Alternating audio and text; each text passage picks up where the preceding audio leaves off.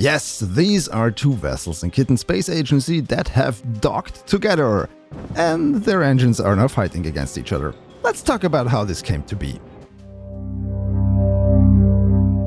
Hello everybody, and welcome! I kinda messed up, because a few weeks ago the developers for Kitten Space Agency, the so-called spiritual successor for Kerbal space program, they posted a blog post on their website where they talked about docking vehicles together, and they showed a demonstration and a video about it and all that jazz. And I thought, oh, that's really cool, because if you have followed my channel from the beginning, you know that I kind of enjoy docking a lot.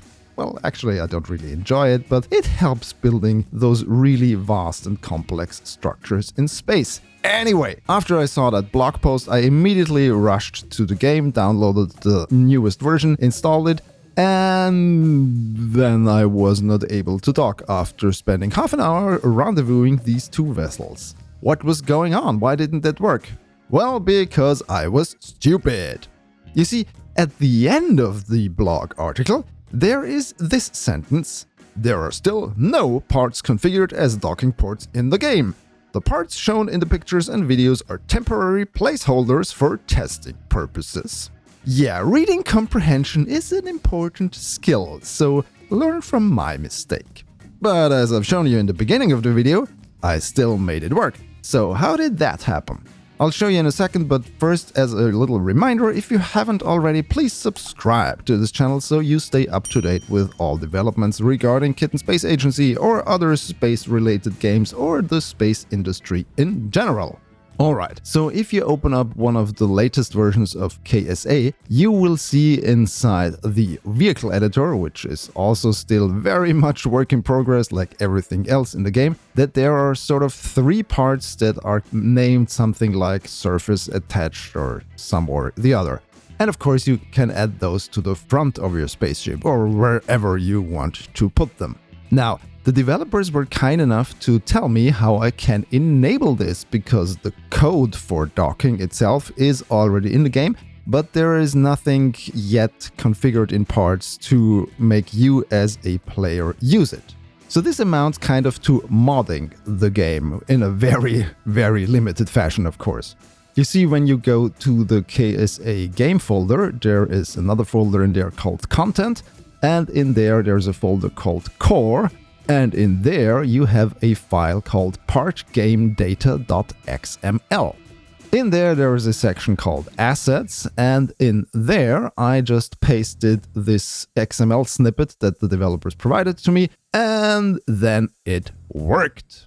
Luckily, I already had a save game with these two vessels very close to each other, so the only thing I had to do was to get them really close to each other, and I was also able to try out the docking camera, which is a very nice addition to the game. And then you can manually initiate the docking by pressing the dock button in the window, but this is all just for testing purposes right now. In the real game, once it's implemented as a real feature, you will have to really get close to the other vehicle until the docking ports engage with each other.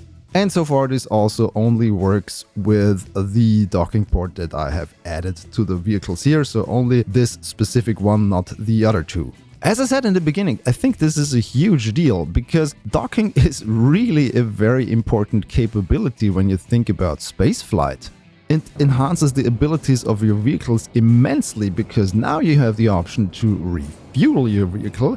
You have the option to perform multi-stage missions with docking, undocking, redocking your various craft.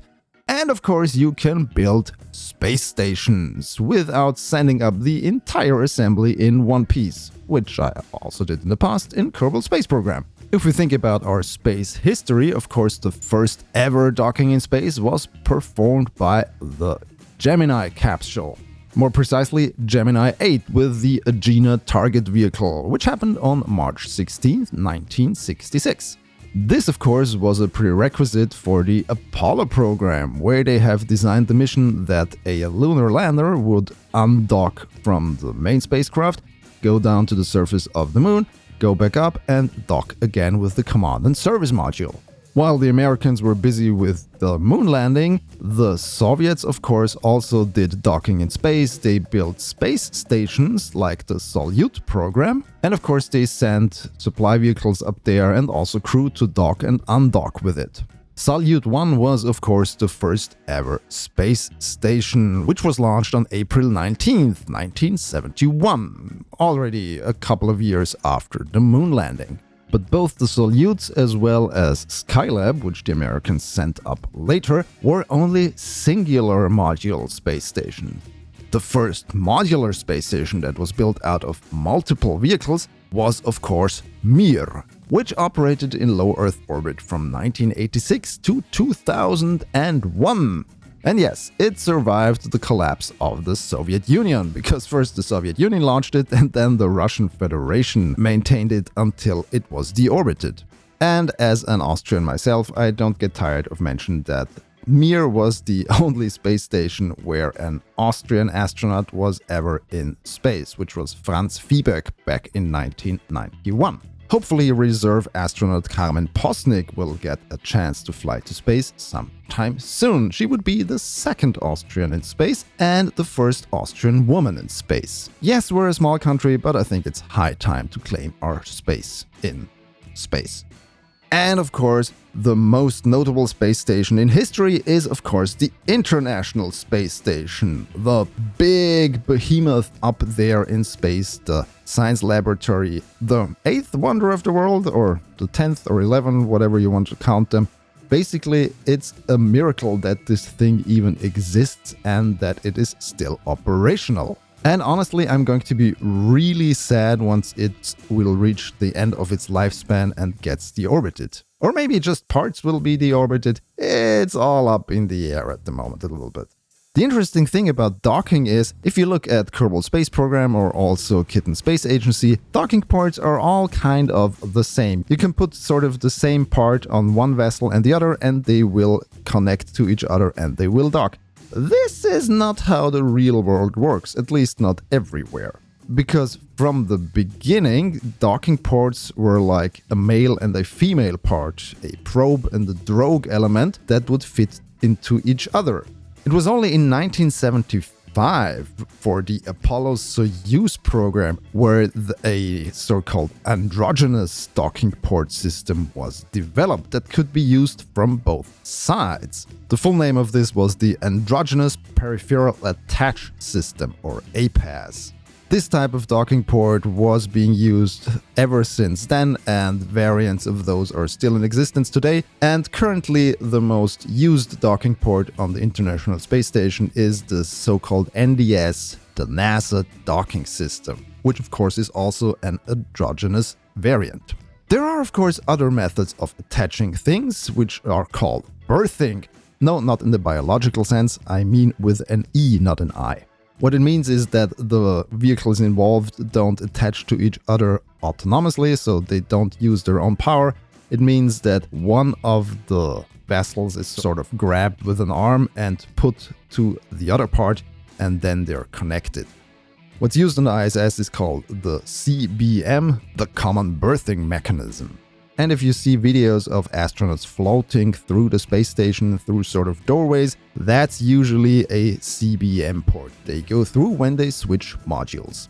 Anyway, back to KSA. I think it's great that the developers are working on docking, and it will enhance the game immensely and offer up new ways of playing and new options you can do when flying into space and building your vehicles and putting them together and doing some missions to the moon or to Saturn or to Titan or to Jupiter or wherever. And also for me, something like the International Space Stations, or the idea of peacefully connecting and intermingling technologies and crews from all over the world in scientific exploration for the betterment of mankind, is something that we sorely need in the current times. Look up into the sky. Sometimes you will see the ISS zipping through the night sky. It is a beacon of what we can achieve, and we should strive to achieve even more than that. As I mentioned in the beginning, if you like this type of content, I would really appreciate if you subscribe to this channel to stay in the loop with what's going on. And if you really enjoy what I do here, please head on over to my Patreon, where you can watch all my videos ad-free. And sometimes if you go to the higher tiers, you will get early access to video if my production schedule allows it. And also on the higher tiers, your name will show up here, together with all of these wonderful people. Thank you so much for your support. I will put the XML snippet that you will need to add to the part game data file in the description below, and you can experiment with the docking yourself in case if you like. Let me know in the comments if you did and what the results are. If you enjoyed this video, please subscribe to my channel for more and follow me on my social thingies. The links are in the description. Thanks for watching. Goodbye.